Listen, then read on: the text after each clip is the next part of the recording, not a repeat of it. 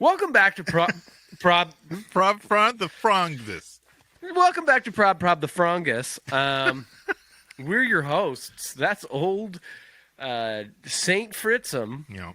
And here I am, Uncle Chester, Uncle Cheese. Cheese interrupted me while I was eating my Gert dessert, and Yeah. And it's worth saying this episode is brought to you by yogurt. Give me that Gert. That's it. That's all. And it's like not a specific brand of yogurt. Oh, just either. Gert. Yeah, it's just that Gert. Give me that Gert. And that's their catchphrase. I mean, I think we maybe have stumbled on like a new venture, like a new product. Are we gonna make some Gert? I mean, is it hard? I think so. It's like bacteria. I think it's maybe science. Oh. I think it maybe requires some science and some fucking like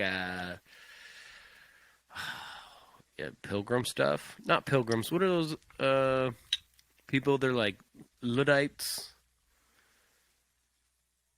Like The Amish. the Amish?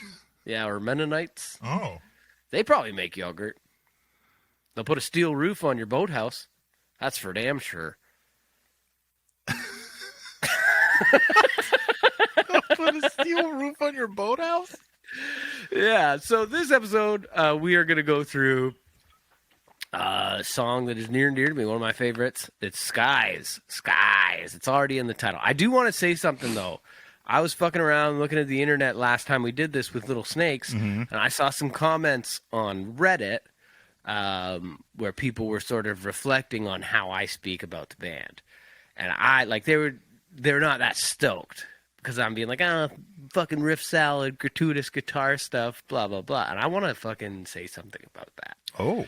They're not wrong.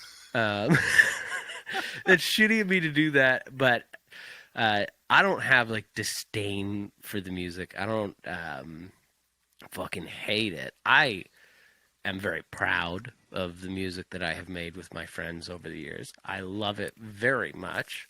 Oh, my God, Fritzy.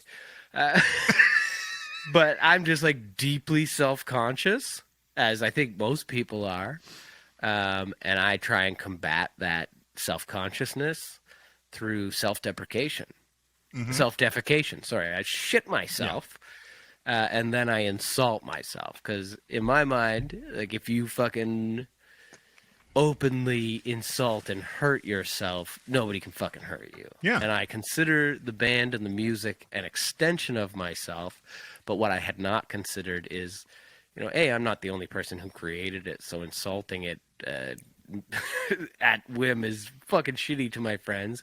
And there are people who very much enjoy the music that I might be insulting by doing so.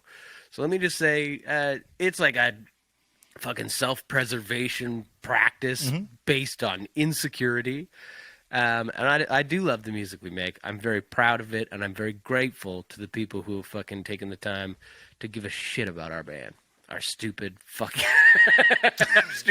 band. You see?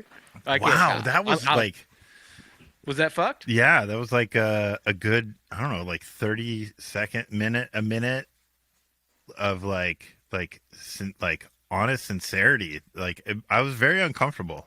Sorry, dude. So yeah, I hope Really everybody was. It made it better for me that you kept slipping in fucking spoonfuls of grit while I was doing it. And your like little white tongue was just coming out, fucking slipping on your mustache. Yeah. Gross me out the door. As a fan of the music, yeah, I don't really care. Yeah. I just, I saw some people saying some stuff on Reddit. They were like, oh, it sucks that he doesn't like it. And the reality is that I do like it. I love it. It's my entire fucking world. But I'm like 37 years old, and I'm talking to parents at the park, and they're like, what do you do for a living? And I'm like, I'm a singer. And they're like, what the fuck is that? And I'm like, don't worry about it. I'm just getting more and more self-conscious as I get older and older, which means I'm getting worse and worse at just like insulting my own self and everything that is an extension of myself. I do something similar, like with Mhm. coworkers and stuff. Yeah, When you I'm call them talking names. about like, oh, you have a podcast? What's that? What are you Mm. doing? And I'm like, oh, it's me and a friend. He's a singer in a band, and we.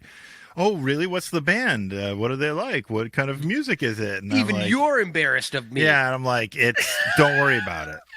Don't. It's Yeah, not anything that you're gonna trouble yourself with. Like yeah, yeah, look, it's not Taylor Swift. I'm sorry. yeah. Nothing's Taylor Swift. No, but that's all everybody cares about now. Yeah, you know what? That's all I care I about. know. I listened to the Yellow Submarine for the first time in my life yesterday. What? Yeah, and guess what? What? I don't like it. Fuck the Beatles. They don't know nothing. Really? No, but yeah, I really disenjoyed it. It's Is that not their best work. I didn't like how the drums were panned to one side. It made me feel like I was going to fall off my little bicycle the whole time. Why were you listening to it while you were riding a little bicycle? Well, I only have one bicycle, And it's real little? and it's just itsy bitsy. But I got to get my movement in every day. So I ride my little bicycle down a little hill and listen to the Beatles. Only downhill, though. Yeah. It's too little to get you up the hill. Oh yeah, you need to stand up, and you can't. You need to stand up, get those good Yeah, pumps in, and, you like, can't you stand just up on a hitting the very ground little with feet. bicycle. Yeah. But we're going to talk about Skies. Yeah. And Skies is off What this record here. Ooh, Our look at that. fucking- That's so pretty. Fourth record. I actually have both variations of the artwork with me here. Who did the artwork? This was done by Dan Mumford. Dan Mumford, like he did like everybody's artwork. I feel like in 2008, and then he graduated. And now he does like Star Wars and fucking like all sorts of movie posters. He does like the alternative movie posters for all sorts of stuff. He's really quite incredible. I like it. And this was done by Mr. Jeff Jordan. Now, Cool. it's a vulture, right? Yes, What is on its head? it's like a camera. Oh. You know what? Like this was back at the time where you could like criticize. I thought he was wearing a hat. Well, he is wearing a scarf. A lot of people think these are his gobblers, and that he's a turkey vulture. But no, he's actually part Dilophosaurus. But no, fuck man, I don't know. Let me make sure that is Jeff Jordan, to be honest with you. I would hate to just like say something that was untrue. Now, let me ask you while you're doing that. Is it Sure. nice to be able to just Google, like, hey, who did the art on this record? And be able to find it of your own Maybe stuff? Art on Volition by Protest the Hero. I mean, we'll see if that comes out. It says all lyrics are written by Rody Walker. Oh, well, then, That's okay. what Google came up with. I mean, like, I love it. Thank you. I'm pretty sure it was Jeff Jordan. Man. Luke is like responsible for taking care of all of the artwork. Like he deals with the artists and stuff like that. And like I basically just write them one email to be like, "This is what the shit is about. This is how I Right. see it." And like I don't want to. Oh, here's the full NSFW. What? Protest the Hero Volition album artwork on metalsucks.com.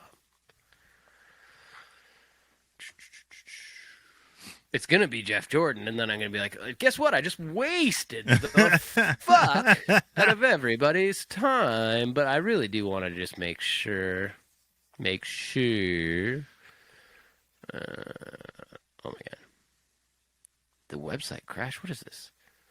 Released their new album's cover artwork yesterday in typical fun protestian fashion by creating a website in which every user had a tiny little lens that uncovered, oh yeah, one part of the artwork, requiring hundreds of fans to work together to see the whole thing. Unfortunately, things did not go as planned. The website crashed within minutes of the news of its existence going wide, unable to handle the load of hundreds of users. If you were one of What? those users who is trying to Yeah. uncover the album art, please post in the comments and tell us about your frustration. And it does say, which at the time still wasn't enough to uncover the full artwork. And by the time a pared down and faster version of the website came back online, some young whippersnapper had lifted the full artwork from the web's back end and posted it elsewhere. Blah, blah, blah. Jeff Jordan. Was I'm Jeff on Jordan. Jeff Jordan. Yeah, Jeff Jordan's Wikipedia page that says that he did it. Yeah, he's incredible. He did Pacific Myth as well. That's not on his Wikipedia page. He's very ashamed of Pacific Myth, as we all are. Yeah. I'm doing that thing again. Yeah. On behalf of other people. He did Mars Volta. Yes, he did. Yeah, he's incredible. That's awesome. That's actually how we found him. I mean, how we found him. We were familiar with the artwork, and we were like, I wonder if we could fucking get that guy. He's sick. And we did. Turns out all you got to do is pay them lots. Yeah. I think that's the thing, right? You can get whatever you want if you got money. And we did at the time. Yeah. Well, we had a little. We spent it all on things like Chris Adler and Jeff Jordan. Mm-hmm. But we made a cool record that I love. It's a great record. Thanks, Fritzy. Like, it's a really great record. I appreciate that, man. And you know what? Skies, I think...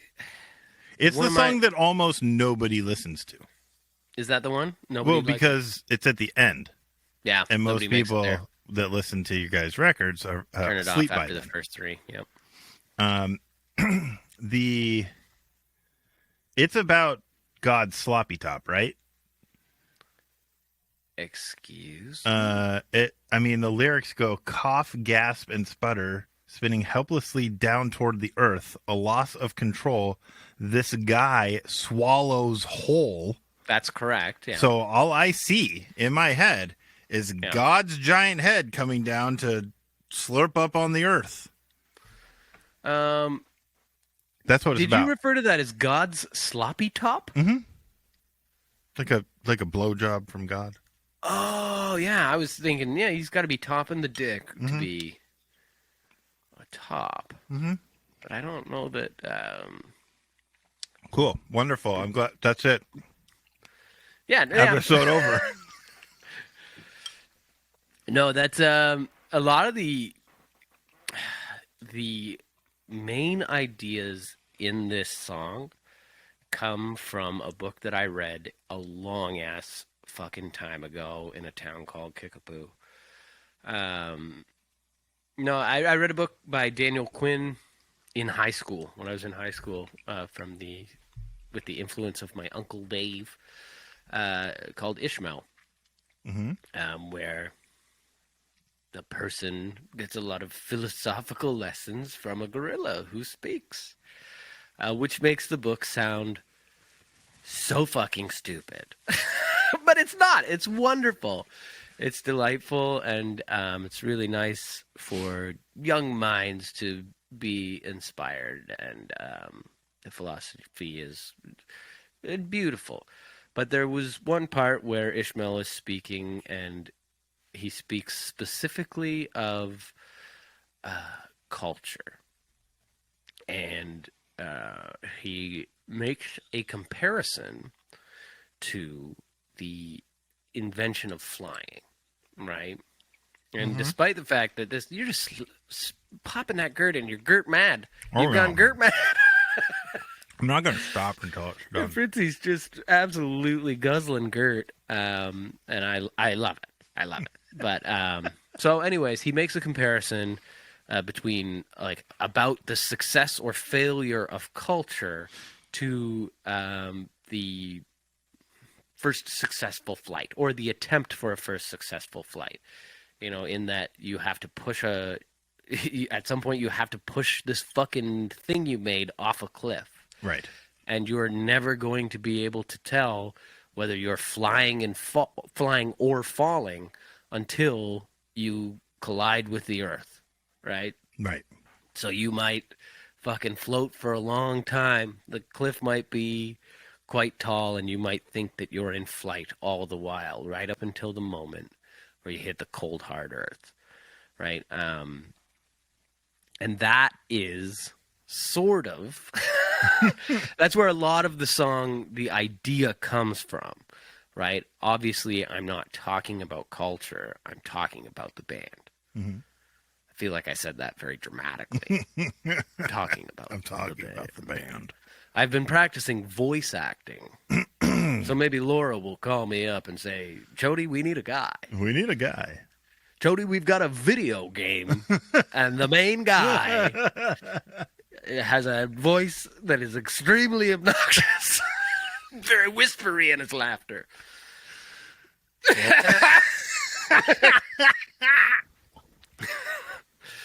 But yeah, so that is sort of a preface to where the ideas came from. Are you a big fan of the Doors? The band The Doors? No. You're not. But it is referenced in here. Yeah. What made you reference The Doors? Arif. Oh. Arif, as long as I can remember, was a massive Doors fan. Like he always loved the Doors, and particularly he loved the poetry of Jim Morrison. I don't know if he still does. Like when I first met him, we were just fucking children in the 6th grade.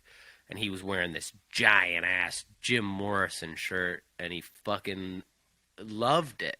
And to the point where like he would gush about it so much that I nearly drowned in his gush. But no, that like I ended up going to the library and getting the Doors CD, one of the Doors CDs, and I put it on, and I ultimately did not like it. You know, like, they've got some sick shit, like, come on, baby, light my fire. Like, the hits are the hits. But, like, I don't know. It never really did it for me. But I thought that was an interesting line. Like, at that time, Arf was still in the band, but Mo had quit. Yeah. And so, you know, I sort of used that line to evoke something that meant history for the band, which is True Sailing's Dead. Is the line that I used. Yep. But what I'm really referencing is the lyric that comes after that in The Doors, which is he says, "True sailing's dead, and the first animal is jettisoned." So I was sort of talking about how like Mo had departed. Right. The band. He jettisoned. Yeah. That's self-jettisoning. Yeah, but you get it. Lyrics don't make sense. Lyrics. Everybody's so creative. What are lyrics? Yeah. What are songs? You know what I mean? First animal's gone. Yeah. Song meanings, the website, song meanings. I love song meanings. Because first of all, they give me credit for things that I do not mean and are much smarter than what I had meant. Second of all, I don't know, I can look at other people's stuff and learn about them. So I pulled some off of the website about this song, some thoughts. You pulled off on that website? Yeah, it's my look, don't kink shame me, dude. You got a weird kink. I got a, no, it's mostly I have a highlighted word kink. Oh, baby, what's that mean? Oh, like when you scroll down the lyrics and find the next set that's highlighted. Oh, there's something behind this. Click. Oh my god! He didn't mean that, did he? Oh! So I'm gonna talk about some things. Fuck yeah, dude! In 2013, this was roughly right around when the record came out. Jay Mills 080 said, "It's about people quitting the band." Yeah. Then Cracker, also in 2013, said it was an agnostic view on life denouncing religion. No.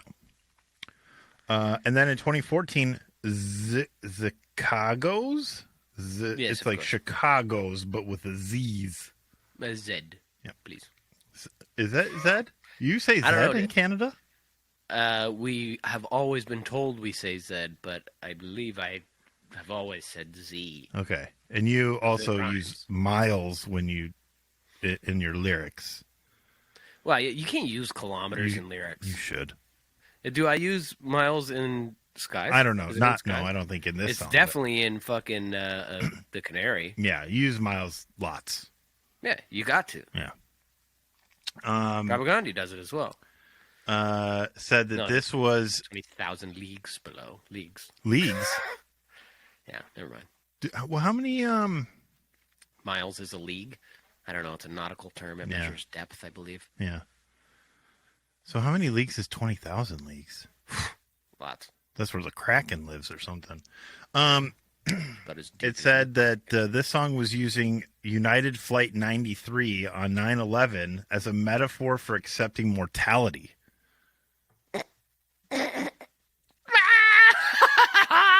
No. That's what it said. Are you saying that the song meanings on song meanings are wrong? I'm saying that's way too fucking specific. I mean, there is like an element of mortality to it. It's about the death of the band, right? Mm-hmm. And accepting that even if it dies in any given moment, including that moment that it was recorded, there are beautiful things that have come out of it, that we have seen, that we have made with the audience. Mm-hmm. You know what I mean? Mm-hmm. Oh, I know what it's about. Of course, it's about 9/11. So somebody on the PTH subreddit said this song is clearly about the U.S. government involvement in 9/11. That's true. Okay. So this song was heavily influenced by Jesse Ventura.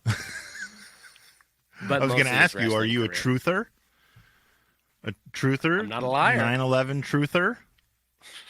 I don't fucking know. I'm from Canada. Yeah. Well, the 9/11 truthers, they think that the government set it all up. I mean, the government is definitely involved in it one way or another, right? Like, yeah. I think we're far enough removed from it that we can not go like, oh, Dick Cheney probably had something to do with it. But like, Dick Cheney. This is definitely Dick Cheney. But that's not what the song is about. People are gonna be upset to hear that. I think maybe.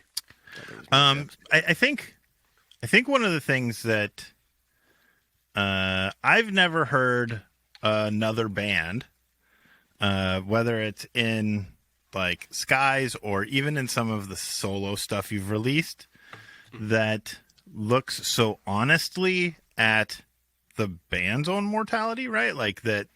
Like, this thing will end. Yeah. And be so honest about the fact that this thing will end. Mm-hmm. At some point, at some time, this thing will end. And it could be sooner, it could be later. I don't think I've ever heard anybody write so honestly about that. And I think that freaks fans out really bad. Oh, really? Yeah, I think it causes fans a lot of anxiety because...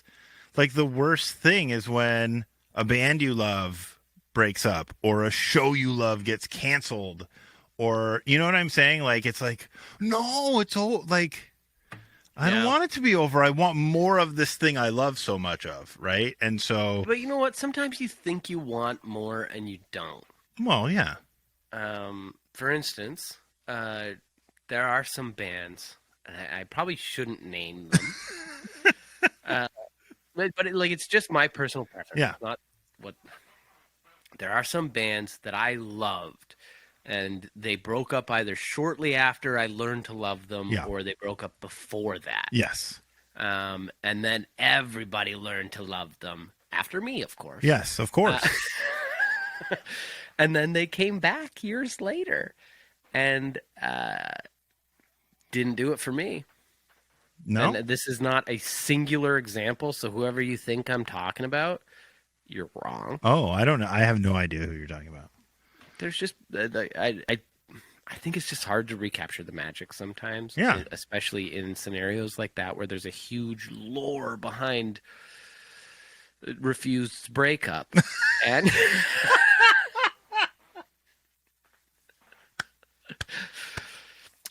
And I like honestly, I listened to the Refused records that came out after the like long hiatus, Right. and Yeah. they're good. It's just Yeah. It's not the difficult. same. It's difficult for me personally to recapture that Yeah. magic. So all those years I spent being like, "Fuck, man, I wish they were just like putting out more shit because I love them so much, and like these records mean so much to me." It's like, did I know what I wanted, Yeah. or did I have Well, what you I just wanted? didn't. You didn't want it to change, right? Yeah, yeah. And I think that experience of like discovering a band that you love, like, oh man, this is so fucking good. I want to learn more about these guys, and then you go to learn more about them and find out they've been broken up for 10 years. Yeah, yeah, Ugh, that sucks so hard. yeah. So yeah, I can understand why people could hear that and perceive the meaning, Yeah. and feel bad or feel anxious. But like, there was a fella at a bar. We were just getting ready to play. It was shortly after this record came out. I forget where the fuck it was. And he was like, "Hey, Skies, yeah?" And I was like, "Yeah." And he was like, "That's a goodbye, is it?" And I was like, "Yeah." And he was like, he just like cheers me beers, and he was like, "It's been a fucking dream, dude," or something like that. And I was like, "Oh, it's not like Not like right now. bye. Like it's kind of like goodbye to Mo. It's like changing of eras, like kind of like that, an ultimate goodbye. But like we're on in like 15 minutes." I didn't say any of that to him. I just cheersed him and walked away. But that's, yeah. Sort of stuck with me that it's like, that's what he got out of it. That it was like, it was me just being like, "Peace, motherfucker." Yeah. Despite the fact in the song I say, "I will never quit Yeah. or watch my brothers quit," Yeah. which is hilarious on stage now. Yeah. And You've watched several. I add some like action to it, like rising action to it when I say it, and I look around like a cartoon double take. And I go like, "I will never quit or watch my brothers quit."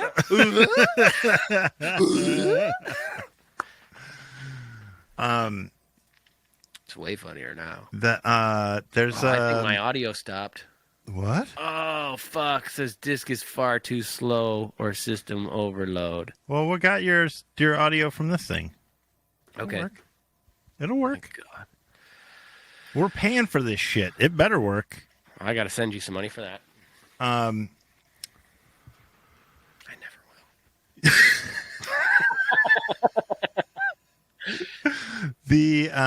there's that line in Hey Roddy, Yep. right? Like, Which is kind of a companion for this. right, song. exactly. And Yeah. it's the line is something like, I don't memorize your lyrics. I can't. There's too many words. I can't do it either. But it's like it could be sooner than what is it? It could be sooner than you think, or something. No, that sounds like I'm trying to fuck with the audience in a way. You that I'm are. not. It is. It's sort of like a thing. Like if you like, oh yeah, like I could just not do this. How about that? Yeah. Yeah, Right? I was pissed at that guy for Yeah. calling me Roddy. I get pissed when people call me Roddy. Yeah. Happens all the time. So Every day like, of my life. but it's the same thing, right? Like it's just a little. There's a little nudge there, just a reminder. It's who's the dude that walks behind Caesar and just says, "Remember, thou art mortal. Remember, I think thou his art name mortal." is Jeff. That might have been Jeff Ryan, I think, actually. Jeff Ryan. He's from Oshawa originally, but he lives out. He works at the Bruce now. Oh, okay. But Where did you guys record Volition? Volition was recorded at Revolution. What is? I don't know what that is. It's in Toronto. It was opened by Joe Carvello, who has mastered everything we've done ever since A Calculated Use of Sound. Actually, even before that, I think he's done mastering for our stuff, and he has a mastering studio right across the street. And one of the dudes from Rush owns it. One of the What's dudes. the guy's name? Yeah. What's the dude's name that's definitely still alive? Getty? Neil Peart. No, Neil is dead. I know. I'm just kidding around. Is it Getty? I think it might be Alex Lifeson. Oh, okay. I don't know for a fact. Rush has some kind of fucking involvement in it. It's a beautiful studio. Is it in its own building, or is it like in a like a office building thing? No, it's its own building. Okay. It's like, like we always go to these wonderful studios to do drums and bass and guitar. Like Jukasa, which is another beautiful fucking studio. And then usually I would end up fucking recording vocals at Juice's house. Just like at his house, under where the fucking pipes burst. Like, smells like actual human feces. Like, there's a fucking video from Scurrilous, and I'm singing sometimes a knife right to your heart. And there's like candles lit. Oh, yeah. And people are like, oh, it looks beautiful. The candles are lit. Nah, like the fucking plumbing blew up right underneath the studio. It reeked of human feces, dude. So this was like the first time I had ever been. Not like Juice's was nice. It smelled like shit, but it was nice. It was a great experience at Juice's. I love Juice's farm, and he has a big badass studio now too. But this was my first time, all the years of doing this shit, being in like an actual fucking studio, not just like someone's home studio, I guess. And I think it'll probably be my last time.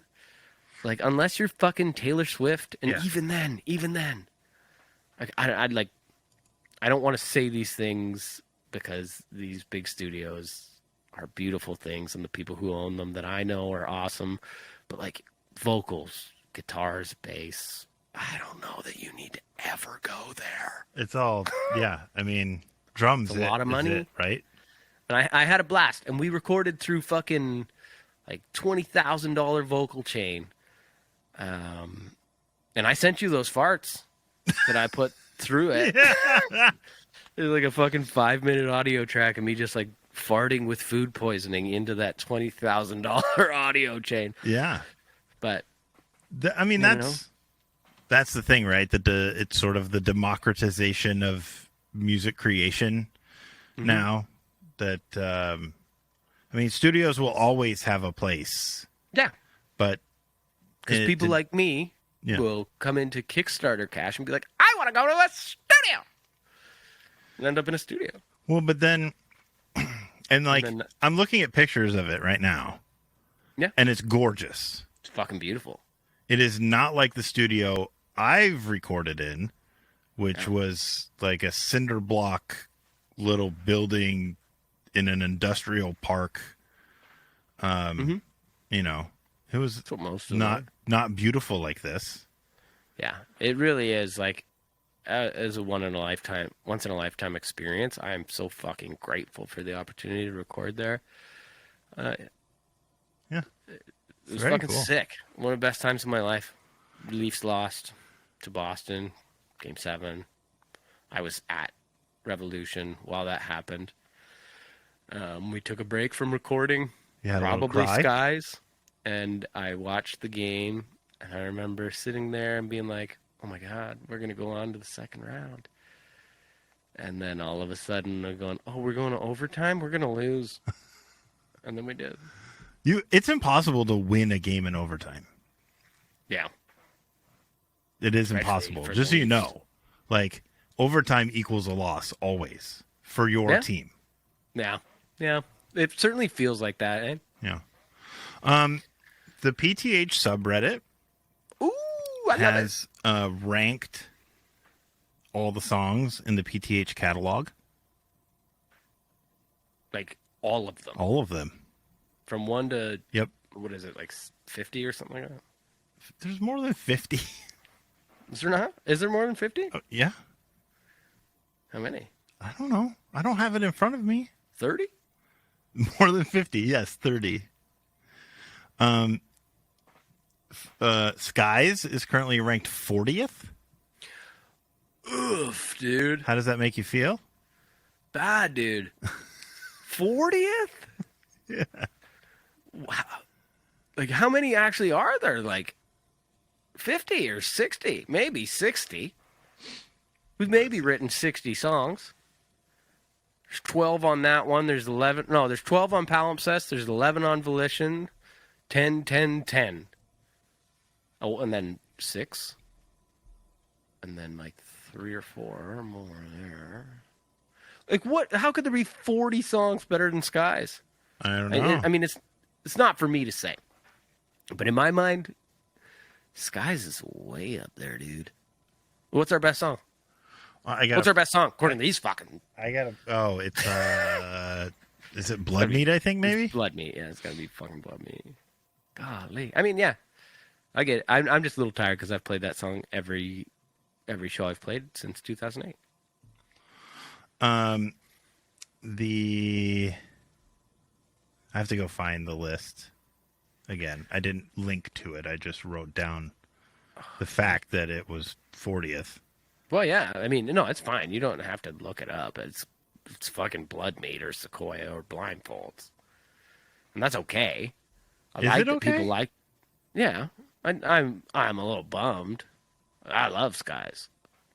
It's the most fun to sing live for me by like a friggin' long shot.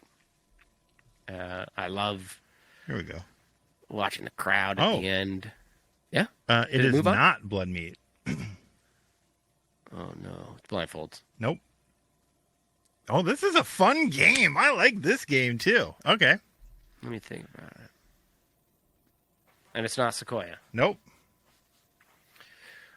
In fact, of all the songs that you've mentioned, only Blood Meat is in the top 5. Weird. Must be like Clarity or some shit. It is. Clarity. That's wild. Clarity, Heretics and Killers. Yeah. Blood Meat, Turn Soonest, and Title. That'd be a good set list for an opening slot. Yeah, there you go. So there are 62 ranked tracks, and Skies is 40th. That's my kink. 62? No, when people don't properly rank lists. Oh. When people don't do things the way I envision them. Yeah. Fuck's sake, hey? I think it's so It's Friday interesting. night. It hasn't been updated since 2022, so maybe if they re-rank them after this episode airs, people will be like, yeah, Skies is number 1. Skies, you know what? Jody was wrong. Skies. I Trying to get all the different voices on so that if anybody's listening to this, it can sort of act as my reel. And be like, oh, you know what? you know what you're I missing? think this guy could be in a video game or What a are you book. doing with your hand there? Simulating voice acting. You're missing like the yeah.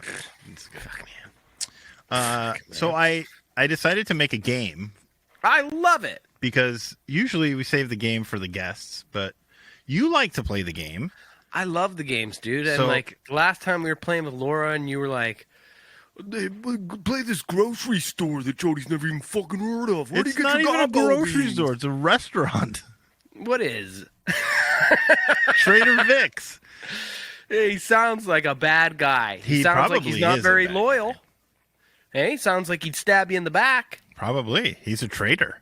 Exactly, dude. And we're not talking about like the Hudson Bay Company trading pelts and stuff in the fucking 1800s with Leonardo DiCaprio crawling away from a bear. We're talking about turning your back on your brothers in their time of need. Well, Fucking Vic. isn't it more about your brothers turning their backs on you? It's about Vic turning his back on recovering alcoholics and Right. offering them sweet So Mai many Mai Tais. Tais. Doesn't this sound good? Boys? So I decided to come up with some trivia about skies. Okay, let's do it. You ready? Mm-hmm. Clouds weigh how much? A, nothing. They're lighter than air. B, The average cumulonimbus cloud weighs about the same as an SUV. Or C, 1,000,000 pounds. Okay, so here's the thing. You said cumulonimbus, which is so much fun. That's actually the name of my dick.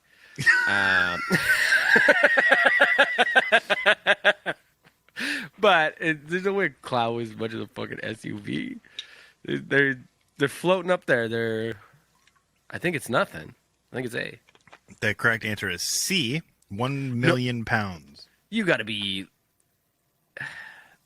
Oh, there's a bunch of water in them. Mm-hmm. Weighs 1,000,000 pounds. Yeah. So you telling me a fucking cloud comes down, lands on me right now, I'm dead. Pretty much. Can you imagine that? Getting crushed to death by a cloud? Yeah, isn't that like in every Super Mario game? He like floats on them. Oh yeah. Well, Is that a real answer? it is a real answer. Just because it's got like Yeah. condensation and like water in it, it's that just makes it so they fucking hold heavy. a shit ton of water. How does it sit up there, dude? It has to do with Flight? what? Has it got wings? No, it has to do. It has. I don't know. It has to do with something like how thin the air is, and then updrafts, and then. It's about buoyancy. Well, no, because so. If you think about like when you look at clouds, for the most part, And I never do. you always do. Prove it. 99% of your day is spent laying on your back on the lawn, looking at the clouds and going, "Look, a duck." That's not true, man. 100%. I wish. I lay on my bed and I look at the popcorn ceiling and I think, fuck, I should have had this shit all scraped off. That's not true either. Because I did have it all scraped off before I moved in here. That's how much I hate it. Oh, the popcorn ceiling is like the worst invention ever. Yeah, whoever puts that on is a terrorist. Yep. So think about like a cloud and how all the clouds sit at the same height in the sky for the most part. All right, yeah. Yeah. And then the cloud goes up. And basically what's happening is the atmospheric conditions where the cloud is makes its stuff condense and turn into a cloud. And what you're seeing is it's like basically rain always falling. It's not really rain, but it's condensation falling, and then it hits that point at the bottom where it's like, oh, it no longer condenses, and so it disappears. Yeah. And so what you're looking at is just constant falling. Listen, I don't know about the falling of that, but I know about the rising of cumulonimbus, and it's moving. Question 2. Thank God. I didn't follow any of that shit, dude. The word cloud comes from what origin? Ooh. Is it thunderclouds are loud? So C, loud. That should be A. What? You said it was C. No.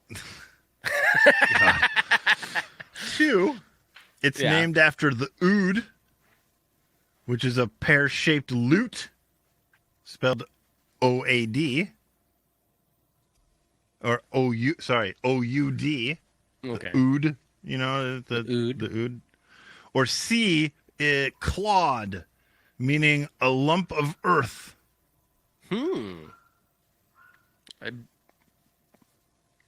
Two.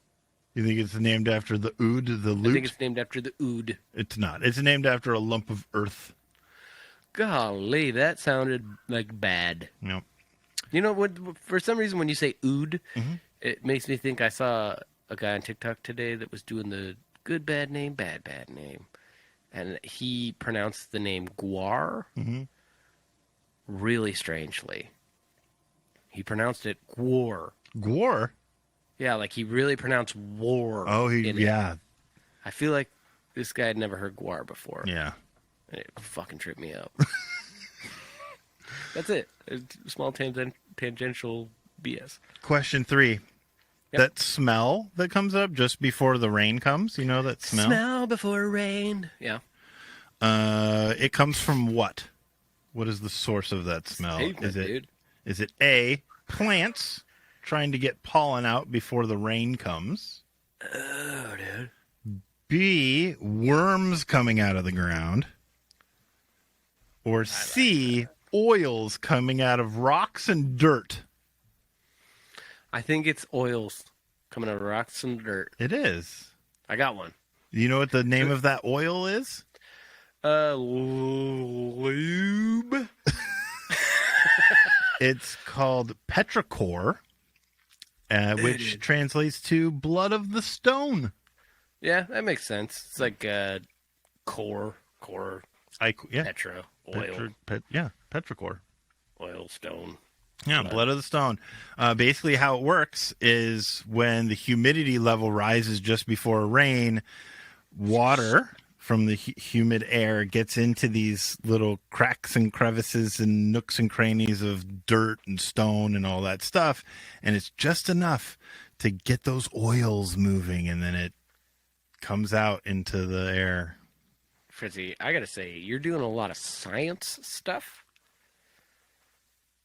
and I hate it. Oh, I'm sorry. I'm just kidding. I love it. Why is the sky blue? A, blue light scatters more than other colors. B, it reflects the color of the water on Earth. Or C, our eye cones see purple and red mixed together. Oh my gosh. I think water is blue because it's a reflection of the sky because it's not really blue, right? Yeah. So I'm going to say no on that. Like you take a glass out of the lake, tell me that's blue water. If anything, it's green. You've never taken a glass of water out of a toilet? Yeah, I have. I'm sure you have. Yeah, of course.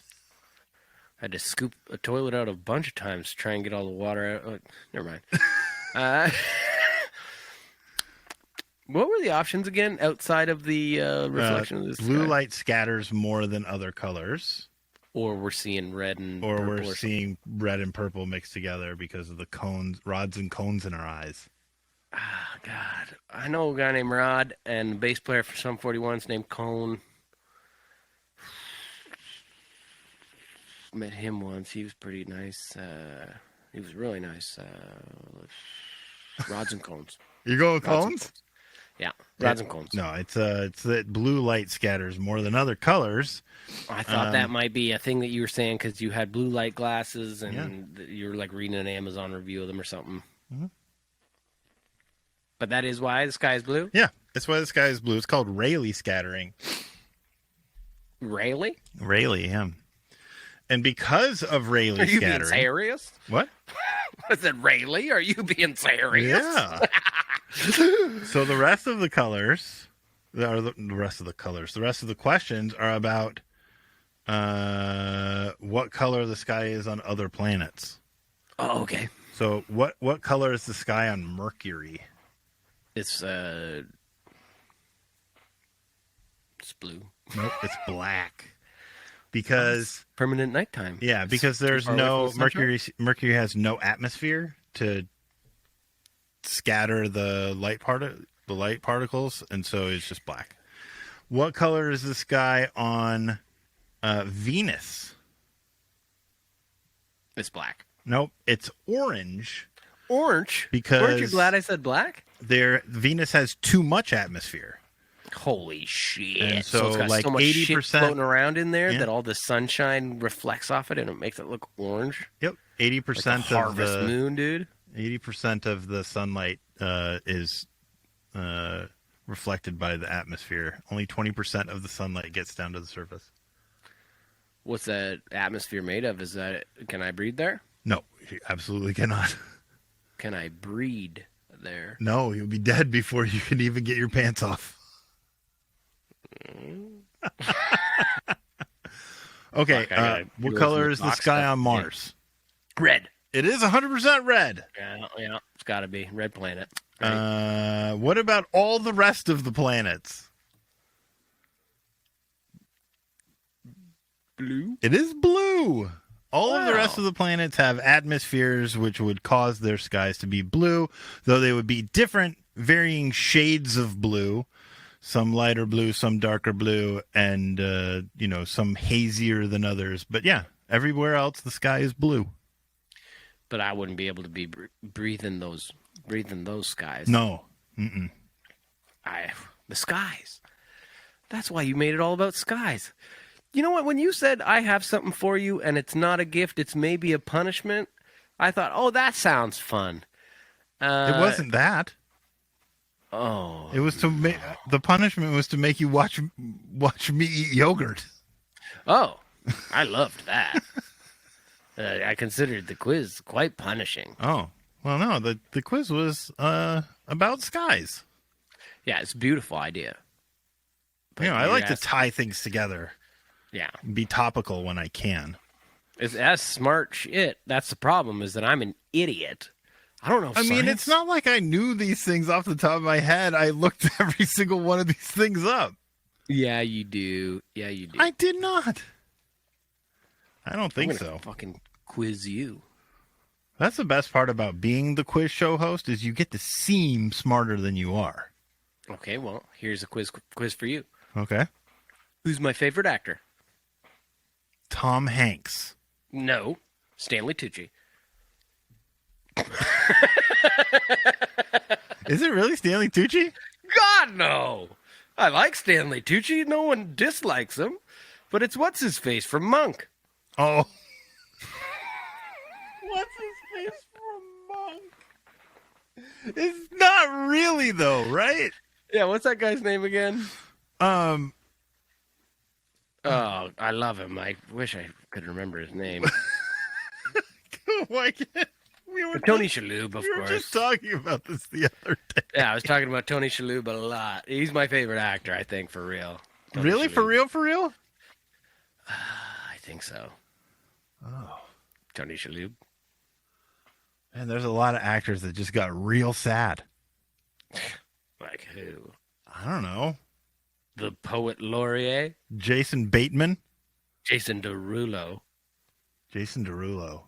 Jason Derulo is very famous for saying his own name in a song. For sure he is. You should do that. I used to hate him for it. I love him now. How come you don't put your name in songs? I did. Hey, Roddy. That's not your name. Close. I mean... Coheed and Cambria did it as well. Put your name in a song? Oh. No, he put his own name in it. Oh. Dear Claudio, oh. He did. But let's get back to skies, shall we? Well, yeah. What else do you have to tell us about it? I got something fucking weird. Oh, what is that? That's creepy. This is a binder.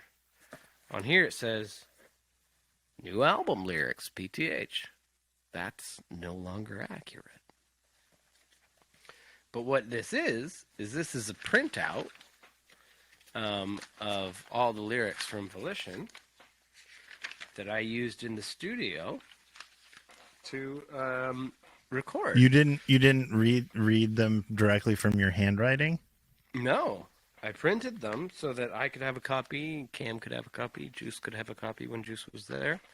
And as I went through it, the lines that we'd finished, I highlighted to be like, I'm almost done. But then there's also different little friggin' tings here. So I have a question about that, actually. Yeah. So when you're recording it, are you recording one line at a time and you're doing a bunch of takes of that line until you feel like you got it right and then going to the next line? That's right. Or do you do like a section? Yeah, you do. You try to do passes or longer passes, and like sometimes you nail it and it's great, but more often than not, you go over it and over it and over it until the producer says, you really got it. I feel like it would be really hard to do one line at a time over and over and over. It's extremely tedious. And usually after the first couple days, you leave very much questioning your ability. Like, I feel like I would want to do like, okay, let's do the whole thing. Mm-hmm. And then when I got done with it, take a minute and then I go, okay, let's do it again from the top and do the whole thing again and just do the whole thing a bunch of times and then go, okay, pick the best bits out of all of these takes. You can do that. And usually with Cam, I would run the song about 3 times, and we would in its entirety, and we'd go through it and be like, is any of this fucking usable? Yeah. But in reality, especially with like volition, really any of the fucking ones, if you're not using tuning, Yeah. you have to be very precise if you want it to have like a modern fucking sound. And nowadays, you kind of have to have tuning for it to have a modern sound, but like if you want every single fucking thing, and maybe this is just a me thing. Maybe I'm just like not that sick, but like if you want everything to be in tune except for things that are like really, like things that show personality or Mhm. have lots of personality in them, those can fucking be a little out. You have to fucking nail every goddamn word, and it takes a long time. I honestly don't think you're gonna find too many vocalists that can do a whole song through a couple times and have it fucking there. Well, But that's that could just be me telling myself that I'm not that but bad. no, I mean, I think this is one of those things like that, sort of for people who don't understand how the sausage is made, like, Mm-hmm. and especially because people see bands perform live, Yeah. right? And I've performed a lot live. I haven't recorded my voice very often, and Mm-hmm. I frankly am terrified of it, and I don't like doing it, because all of those things are very noticeable. Yeah. Timing issues, pitch issues, all of that stuff is incredibly noticeable when you're listening back to your own voice in that environment. And then, Or when someone else is oh listening God, to you under the microscope. And the thing is, the producers that we've always used, like Cam and Juice and Tony, like they have such good ears. yeah, Right? Like my ears aren't like that. Yeah, I can hear sharps and flats fairly well. Like sometimes they'll play it back and they'll go, "What did you think?" And I'll go, "Sounds fucking awesome." And they'll be like, a little flat here." Like, why don't you just tell me if it's fucking flat? Um, but yeah, so it's like it's important to have a producer, like especially if you want to go the fucking no tuning route. yeah. Um, have a producer with a really good ear, so that you can go that no tuning route. And I think it's also right. It's a little bit about if you really want it to be good, you have to kind of put your ego aside and bring in somebody that's going to do a more fine detailed look at things or listen of things than you would yourself, right? Absolutely. You're paying this person to do this for you. Mm-hmm. And so it's to your benefit to have somebody come in that's going to be real tough about it. Yeah. Right? Makes sense. Mm-hmm. So this is Skies. You can see the working title here is Kapoink. Kapoink? Yeah. Well, we have this stupid thing that we say, which is hink, which means I'm kidding. Yeah. And it's turned into hoink and moink and poink and all sorts of stupid things like that. And this song was originally performed with a capo, maybe still performed with a capo. So it's capo oink. Oh, Kapoink. that's brilliant. Capo. Hink. Capo. Kapoink. Once I start thinking about hink, I'll start doing it all the time. But What- yeah, there's Why is there a whole bunch of handwriting at the bottom? so there was not a second verse written in the song. Not that it wasn't in there instrumentally. When I got into the studio, there was not. I just didn't do it. I didn't do it. I didn't fucking write it. I don't think there's a huge gap here. What should I do, Crumb? And he was like, write some more fucking lyrics right now. So we sat down, and I sat down with Cam, and we wrote this. He helped me. We wrote that together. which is is it completely void? Is the truth in shade? Are all the facts before us a masquerade? But suffering no deceit, no selfish lies, we stand in our own crypt and mobilize. Move. And that's what that says. There's actually some differences in it. Actually, you know what? I think maybe everything I said was untrue just now. What? Because there are lyrics here that are a little different, but are the same. So maybe we went back over. Cam definitely helped me fucking rework those lyrics. Probably some timing things. Yeah, well, it's actually quite different. I don't know that it was purely from scratch, but here it says, "Is it completely void? Is the truth just shaded? If your thoughts should turn to death, consider yourself jaded." So basically, I had that and was like, I fucking hate that. Yeah. That's so bad. And then it says, but suffering delusions, grandeur or otherwise, while deviating constantly with no plans set for demise. And I hated it. Oh, that makes sense. So it is terrible. Yeah, it is. It's just awful. And also, Muskie, he said otherwise, not other wives. Other wives. Right. But I must have been reading this and gone, I'm not going to put that on the record. I fucking hate it. This is assumption-based. And then I know I came out of the booth and I sat there with Cam and we composed this. We fixed it. See, and I think, looking back on it, if you had actually put those lyrics down, it would have been fine. Would have been okay. You wouldn't have even, at this point in time, you wouldn't even remember. Yeah, I remember like getting the final lyric down and kind of being like, I still don't really like it, but it's not as stupid. I can't remember it when it comes to live.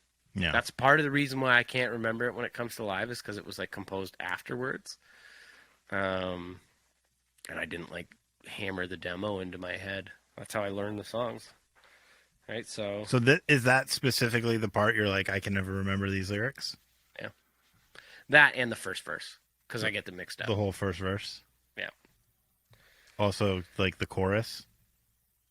No, I do. I get the chorus. Oh, I don't get the chorus. Okay. What about the bridge part? Yeah, I fuck the bridge up a little bit sometimes too. That makes sense. Okay. But it's all confusing, Fritzy. We had some guests on that song. You did? Who sang on that song with you? We had 3 different people sing on that song, and they were Indiegogo contributors. It was Kevin Lewis, Josh Hange, and Mark Palin. Did they sing so they sang all the lead vocals on the song? All of them, yeah. And you sang the doo-wops and the oohs. Yeah. You have to excuse me because I don't know I can't remember exactly who did what. Which thing, yeah. Really their names. But I believe Mark was the fellow who did the screaming. Waking up to blazing heat. Oh, that's pretty dope. And I thought that was cool as fuck. Like as soon as like he came in, he was like, "Yeah, I do the screaming." And I gave him a screaming part, and he started screaming. I was like, "Whoa, you sound like he sounds a lot like George from Alexis on Fire." Yeah. And I was like, "That's fucking sick." So I was really stoked on how that came out, and we saw him at a show in like Singapore or some fucking thing like that. Like he came out and he was like, "Are you guys playing Skies? I'd love to do my part." And we're like, "No." And then he's like a fucking super scientist now. So if he ever heard this, yeah, he's a super scientist. If he ever heard this and heard me like poo-pooing science, all that cloud stuff about your nimbus and rectus nimbus, he'd probably be like, "Shoot, dude, you should learn super science." And then I also believe that I don't really recall the third voice in there. Oh no, I do. So at some point, Kevin and Josh, or Kevin and Mark, or whatever it was, they do the. There's two different voices, and Tim sings the part live. Uh, it starts with the. Let me just. You have the lyrics in front of you. It's Yeah, I pretty do. It's actually impressive. very helpful. Um, Even if it turns out to be futile, Yeah. at least we couldn't ask for a sky so clear. So one of the fellas does that. They'll never find the wreckage. Just a promise and a final message. And then when it goes into the next part where he repeats, just a promise and a final message, that's a different fella. Oh. And I think it's kind of awesome that their voices melded so well. Yeah. Even I had forgot that they were two different fellas. And then So they was it just like pure luck that the people that were the Indiegogo contributors also could sing? to varying degrees, yes, it was luck. But they also it was like you could pick what you wanted to do. You could play Oh. fucking guitar if you wanted to. So obviously they came in there like I sing. And I was like, cool, let's fucking sing. And it was lucky that there was no super delusional motherfucker that came in and was like, I sing, and it was like, no, you don't.